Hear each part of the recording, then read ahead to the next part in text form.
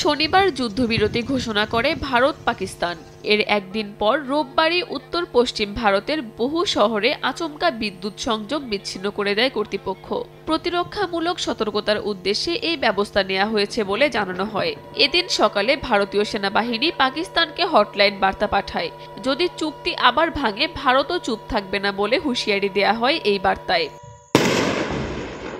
4 দিন ধরে চলা রক্তক্ষয়ী সংঘাতে দুই দেশে প্রাণ গেছে অন্তত 70 জনের। ক্ষেপণাস্ত্র আর ড্রোনের তছনছ সীমান্তের সেনাঘাঁটি। এদিকে যুদ্ধবিরতিকে স্বাগত জানিয়েছে জাতিসংঘ, বাংলাদেশ, কাতার, তুরস্ক, যুক্তরাজ্য সহ অন্তত 30টি দেশ।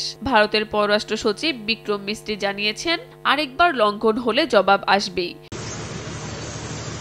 পরিস্থিতি কিছুটা শান্ত হওয়ায় ঘরে ফিরতে শুরু করেছেন ভারত ও পাকিস্তান সীমান্তের বাসিন্দারা। তবে সংঘাতের কারণে অনেকেরই ঘরবাড়ি ও ব্যবসা প্রতিষ্ঠান ক্ষতিগ্রস্ত হয়েছে। এতে বিপর্যস্ত হয়ে পড়েছে জনজীবন।